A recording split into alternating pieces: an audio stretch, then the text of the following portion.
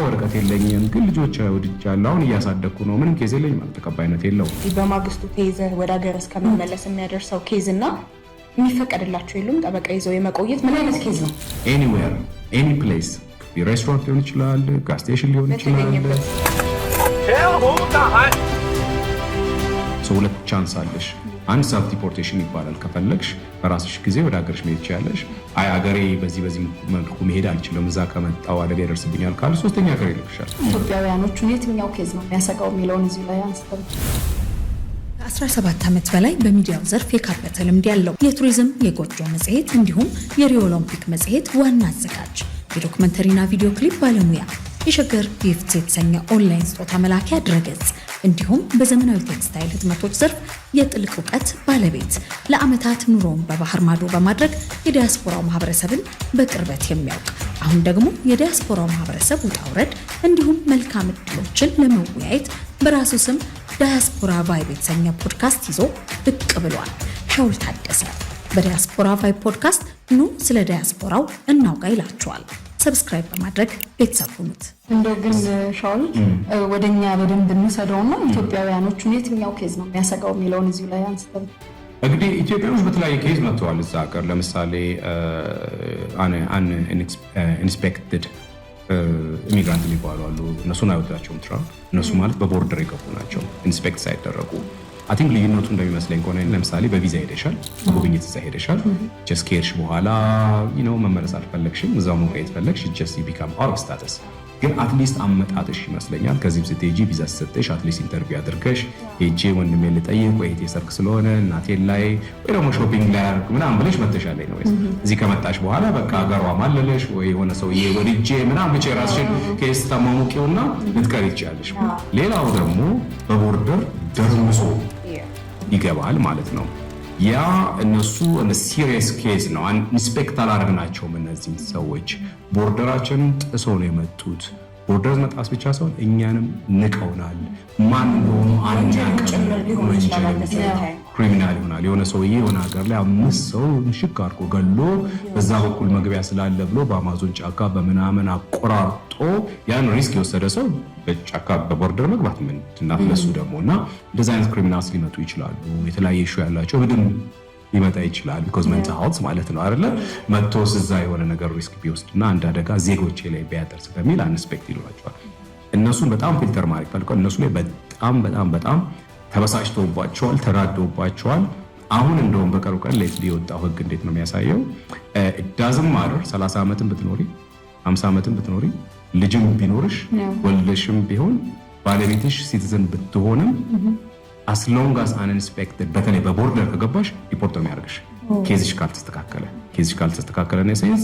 ለምሳሌ በቦርደር ከመተሽ ዳኛውን አሳምነሽ ከዛ ዳኛው አምኖ ኬዝሽን ኦኬ ጤነኛ ነው ግዴለም ወደ ዜጎቻችን ገብቶ አብሮ ይኑር ይስራ ይብላ ይጠጣ ይማር ብሎ ፈቅዶልሽ ከሆነ ያ ስቲል ካልፈቀደልሽና ኬዝሽ እየተንደባለ ለሚሄድ ከሆነ ቢዳዝማር ኖርማል ነኝ ብለሽ ኖረሽ ኦኬ በቃ 30 ዓመት ሊኖርኩ ያው ወረቀት የለኝም ግን ልጆች ወድጃለሁ አሁን እያሳደግኩ ነው ምንም ኬዝ የለኝም ማለት ተቀባይነት የለውም። ወዳም ማተር ዋስ መብት እንኳን የላቸውም እንጂ yes እና እዚህ ኬዙ ሲሪየስ ነው። ለምሳሌ ክራይም ውስጥ ተገኘህ ማለት ትያዝና እዛው ታስረክ ጠበቃ ተቀጥሮልሽ ምናምን ነገሩን ሃንድል ታደርጋለህ። አሁን ላይ እንደውም በጣም እያየን ያለ ነው ወደ ሀገርክ ሁሉ ሪፖርት መደረግ ወዲያው ተይዘ ይሄ ነገር እንዴት ነው ሪሊ ያለ እንደዛ? ያው ብዙ ሶሻል ሚዲያ ላይ እንዳለ ኒውስን እንደሚያሳየኝ ኦፍ ኮርስ እኔም በቅርብ እንደተከታተልኩት ሆነ አለ። አሁን ከዚህ በፊት ምንድነው ፍርድ ቤት ኬስ ስቴጅ አለሽ፣ ዶክመንት ይኖርሻል፣ ዳኛው ኬዝሽን ኦኬ ያላመንኩበትም እንደገና ውጭና ተከራካሪ ሲልሽ አሁን ያሳማኛል በዚህኛው አስተዳደር ስለዚህ በቃ ዲና የተደርካል ወደ ሀገር ሄድ ነው በምርጫ ሁለት ቻንስ አለሽ። አንድ ሰልፍ ዲፖርቴሽን ይባላል። ከፈለግሽ በራስሽ ጊዜ ወደ ሀገርሽ መሄድ ትችያለሽ። አይ ሀገሬ በዚህ መልኩ መሄድ አልችልም እዛ ከመጣው አደጋ ይደርስብኛል ካለ ሶስተኛ ሀገር ይልክሻል።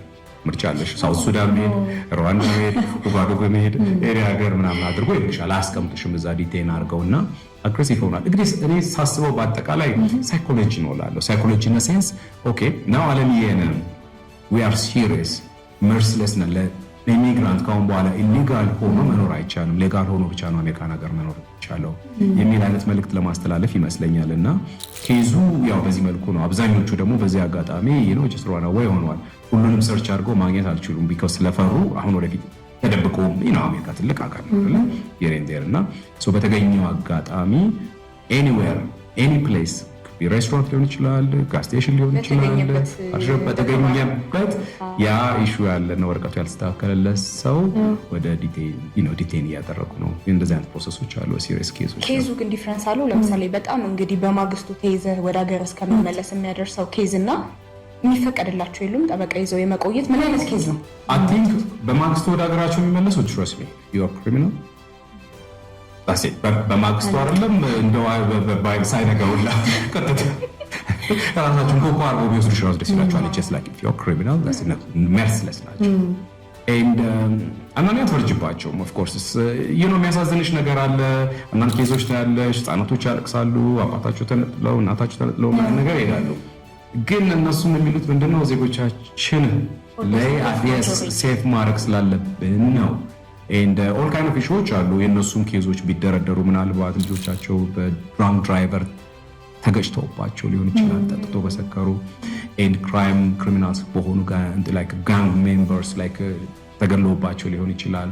ኤንድ አብዛኞቹ ደግሞ በተለይ ድራግ ውስጥ ገብተው እዛ ያለውን ኮሚኒቲ በጤና ሲኖር የነበረውን አዲክት አድርገውት ላይክ ቤተሰብ እስከሚቆጭ እስከሚያዝን ድረስ አድርሰውባቸው ብዙ ቁጭቶች አሉ። ያው ነገርየውን ስትበታትኙና ለምን የሚለውን ነገር ዲፋይን የምታደርገው ኬዞች ይኖራቸዋል። እውነቱን ለመናገር ደግሞ ሀገራቸውም ነው ሳስበው እንግዲህ የትኛው ይመረጥ ማን በሚቀጥለው ቀን ይሄድ ማን ሰከንድ ቻንስ ይሰጠው ያው እያልን እየተነጋገርን አውሼ ሰውዬ ሰከንድ ቻንስ ቢሰጠው ያለሽ። አንዳንዱ ግን ሆነስሊ ሰከንድ ቻንስ ማያሰጥ አይነት ኬዞች አሉ። በዛ አማካኝነት ያው እንደዛ ነው በሚቀጥለው ቀን የሚሄዳለ ራይት አዌይ። ሌላው እንግዲህ ዲቴን ይደረጋሉ ነሴንስ እንግዲህ ከዚህ በፊት የነበረው ፕሮሰስ ሉዝ ነው እነሱ ብለው የሚያምኑ ምክንያቱም አሳማኝ ያልሆኑ ኬዞች በውሸት ሰዎች በአሳይሌ ሊሆን ይችላል፣ የውሸት ጋብቻዎች ሊሆን ይችላል። አንዳንድ ነገሮች በዛ ምክንያት ዳኞቹን ላይ ያሉ ሰዎቹን እያስቀማመጡ እየተገለባበጠ ያ ሰውዬ መውጣት ያለበት ሰውዬ ዝም ብሎ የተቀመጠ 20-30 ዓመት ቁጭ ብሏል ነው። አሁን እንደዛ ነገር አይፈቀድምና እሱን አስፖሲብል ፕሮሰስ ይደረግ። ከፈቀደለት ፈቀደለት፣ ካልፈቀደለት ግን ኔክስት ዴይ መሄድ መቻል አለበት ሀገራችንን ለቆ በሚል ሲሪየስ ኬዞች አሉ እንጂ ያው ከዚህ ነው ሁላችንም ኢሚግራንት ነን። የተለያዩ ኢሚግራንቶች መጥተዋል ራን አዌይ ነሴንስ በተለያየ ኬዝ ምናምን ያልተመለሱ አይነት ነገር አሉ። እድለኛው ነው የተፈቀደላቸው አለ። ለሚን ታይም ደግሞ ሳይፈቀደላቸው ስቲል ፕሮሰስ ላይ እና በተለይ አሁን ያለው ዲፕሬሽን ውስጥ የገቡ አሉ የኛንም ዜጎች ጨምሮ ማለት ነው። በጣም በብዛት ሁሉም ፍቃድ የጠየቀ ጠቅላላ ተፈቅዶለታል ማለት አይደለም። ሁሉም አሳይል የጠየቀ ጠቅላላ ተፈቅዶለታል ማለት አይደለም። ግን በሰከንድ ቻንስ ወይ ደግሞ ውጭ ወደ ተከራከር ኬዝህን ምናምን ተብሎ ፕሮሰስ ላይ ያለ ሰው አለ። ግን አሁን በሆነ አጋጣሚ የሆነ ቦታ ከተያሽ ኢንካ አሳማኝ አይደለም እና ሰምሪዝን ደግሞ ኬዝ አላቸው። አሁን ጭራሽ ኤአይ እየተጠቀሙ ነው። አይገርምሽም? Diaspora Vibes.